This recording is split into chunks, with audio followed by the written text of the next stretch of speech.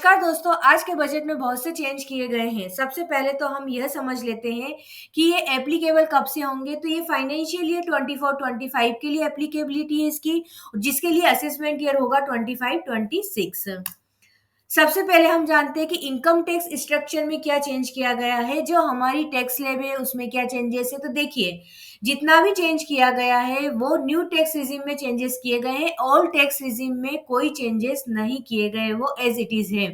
अब देखते हैं कि न्यू टैक्स रिजिम में क्या चेंज किया गया है। तो न्यू टैक्स रिजिम में जहां पर पहले स्टैंडर्ड डिडक्शन मिलती थी सैलरीड एम्प्लॉय को, सैलरी में से जो स्टैंडर्ड डिडक्शन मिलती थी 50,000 की, वो डिडक्शन बढ़ा के 75,000 की कर दी गई है। और फैमिली पेंशन की जो डिडक्शन मिलती थी, जिन लोगों को फैमिली पेंशन मिलती थी उनको 15,000 तक की डिडक्शन मिलती थी, लेकिन वो डिडक्शन अब बढ़ाकर 25,000 कर दी गई है। इसके अलावा जो टैक्स स्लैब है उसमें भी काफी चेंजेस किए गए हैं। और ये शायद सभी चेंजेस किस में हुए, न्यू टैक्स रिजिम में हुए। तो अब जो पहले जो न्यू टैक्स रिजिम थी वो चेंज हो गई है, और अब जो न्यू टैक्स रिजिम आई है वो देखिए, 0 से लेके 3 लाख तक तो नील है, पहले भी ऐसा ही था। 3 टू 7 लाख तक की इनकम पर आपको 5% टैक्स देना होगा। पहले ये 3 टू 6 लाख था, अब इसको 7 लाख तक कर दिया। 3 टू 7 लाख पे 5%, 7 टू 10 लाख पर 10%, 10 टू 12 लाख पर 15%, अबव 15 लाख पे 30%। और ये जो टैक्स स्लैब में चेंज आए हैं, जो स्टैंडर्ड डिडक्शन बढ़ाई गई है 50 टू 75,000, इससे ये माना जा रहा है कि 17,500 का बेनिफिट आप टैक्स पेयर को होगा।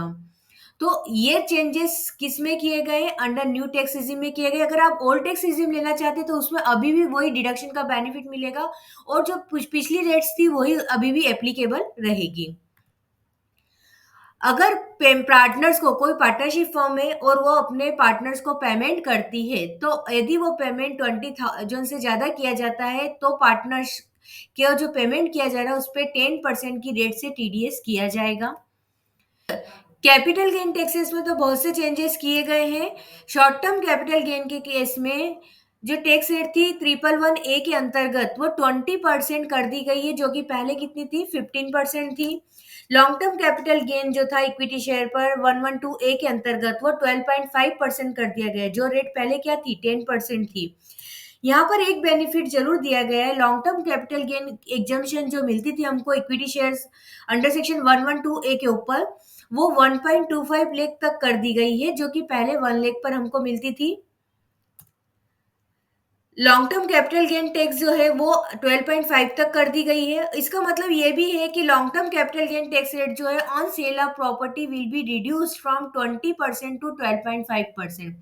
अब जो सेल ऑफ प्रॉपर्टी पे जो कैपिटल गेन होता है उसमें भी टैक्स रेट कितनी कर दी गई है, लॉन्ग टर्म के केस में 12.5% कर दी गई है।